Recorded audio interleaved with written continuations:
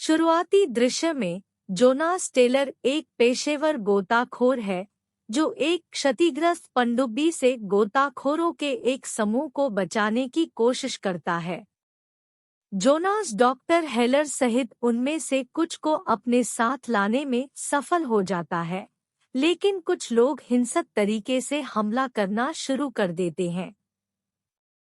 यह जोनास को निश्चित मौत से बचने के लिए हेलर के विरोध के बावजूद पनडुब्बी को छोड़ने का एक कठिन निर्णय लेने के लिए मजबूर करता है। वे ठीक समय पर भाग जाते हैं क्योंकि अदृश्य शक्ति पनडुब्बी को नष्ट कर देती है और गायब हो जाती है। कहानी 5 साल आगे बढ़ती है। मन वन में चीन के तट पर पानी के नीचे अनुसंधान सुविधाएं।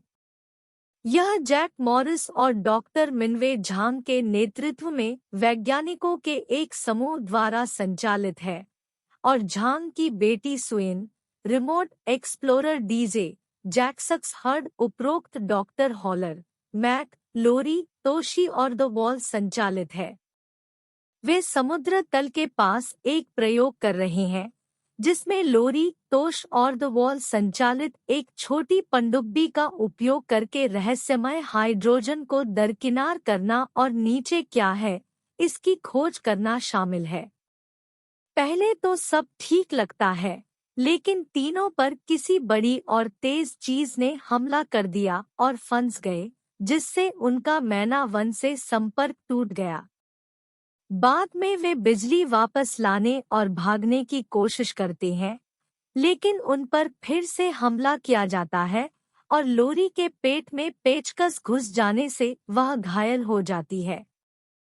क्रू के बाकी सदस्यों ने बहुत बहस के बाद मैक की सलाह लेने का फैसला किया और जोनास को समुद्र के इतने गहरे, खतरनाक क्षेत्र से लोगों को बचाने के अनुभव के कारण अपने फंसे हुए दोस्तों को बचाने में मदद करने के लिए बुलाया।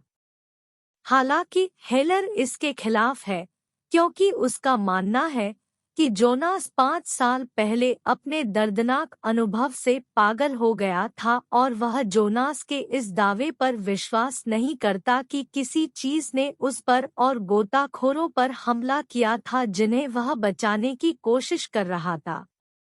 योजना बिना किसी परवाह के आगे बढ़ती है।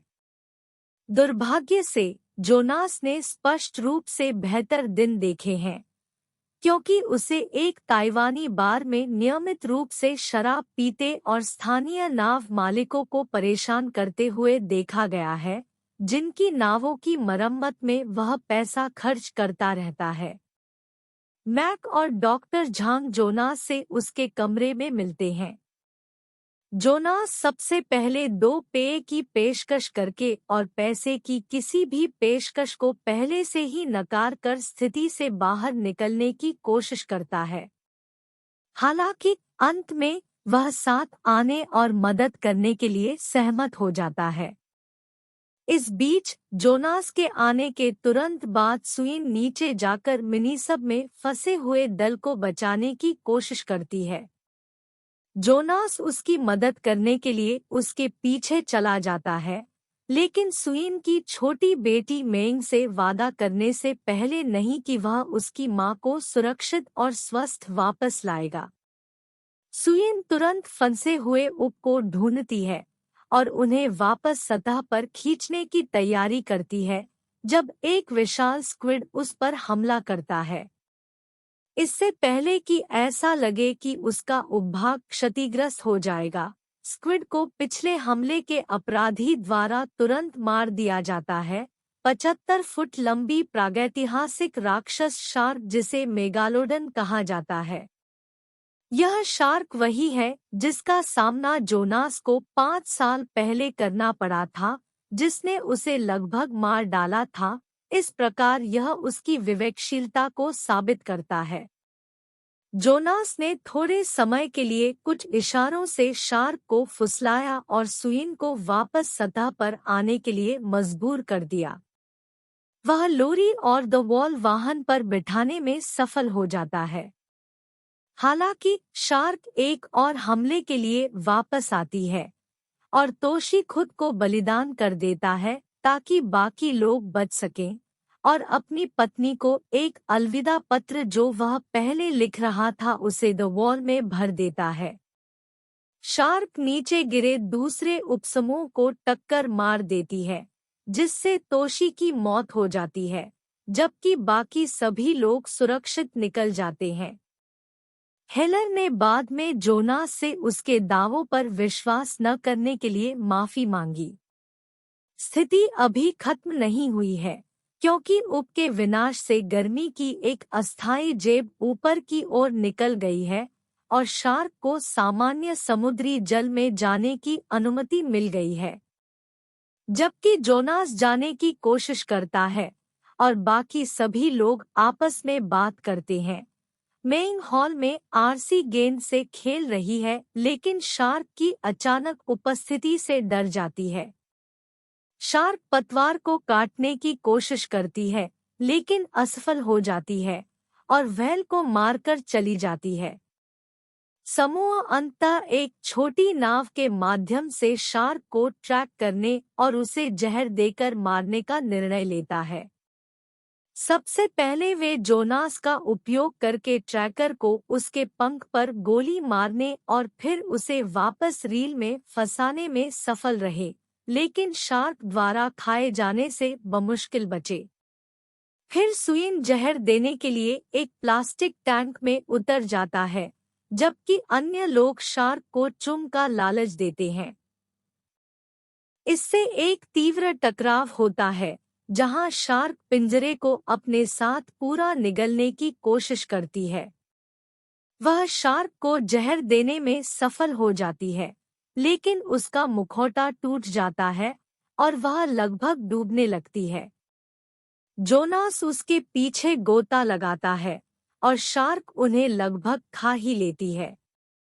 सौभाग्य से जहर घुस जाता है और शार्क मर जाती है। जोनास सुइन को वापस जहाज पर ले आता है और वे उसे फिर से जीवित कर देते हैं। डीजे के मजाक के कारण पानी में गिरने से पहले क्रू ने शुरुआत में शार्क की लाश के साथ द वॉल लेकर जश्न मनाया। हालांकि जोनास ने देखा कि शार्क के दांत पहले की तुलना में छोटे हैं, जिससे पता चलता है कि जिस मेगालोडन को उन्होंने मारा था वह उस जानवर से छोटा और छोटा है जिसका वे शिकार कर रहे थे। अचानक पहले से दूसरी बड़ी शार्क आती है, द वॉल निगल लेती है और नाव से दूसरे मेघ की लाश को अपने दांतों से पकड़ लेती है। नाव पलट गई और डॉक्टर झांग गंभीर रूप से घायल हो गए।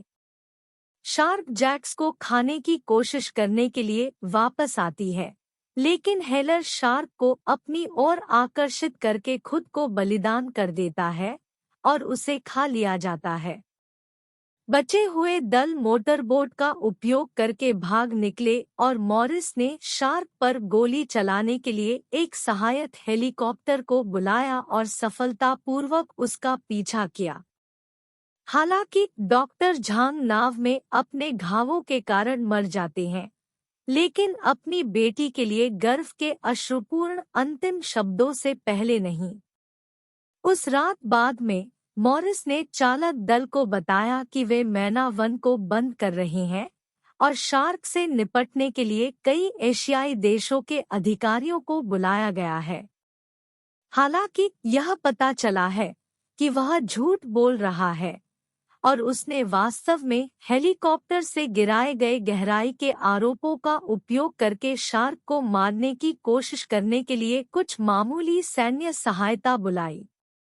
वह कुछ अन्य लोगों के साथ एक नाव पर बाहर जाता है और शुरुआत में ऐसा लगता है कि यह काम कर रहा है, लेकिन बाद में पता चला कि उन्होंने बस विस्फोट कर दिया और एक व्हेल को मार डाला, इसके बजाय पास के कुछ नियमित शार्क और बाद में मेघ जो उन्हें डराता है को फुसलाया। उसकी लाश पर दावत करना। मॉरिस भागने वाली नाव से गिर जाता है और मृत व्हेल पर चढ़ने की कोशिश करता है, लेकिन शार्क उसे पूरा खा जाती है। चालक दल को पता चला कि शार्क चीन के नजदीकी लोकप्रिय समुद्र तट की ओर जा रही है और वेल शोर रिकॉर्डिंग के साथ शार्क को समुद्र तट से दूर ले जाने की योजना बना रही है और फिर मिनीसप के साथ उसे टारपीडो से नरक में ले जाने की योजना बना रही है।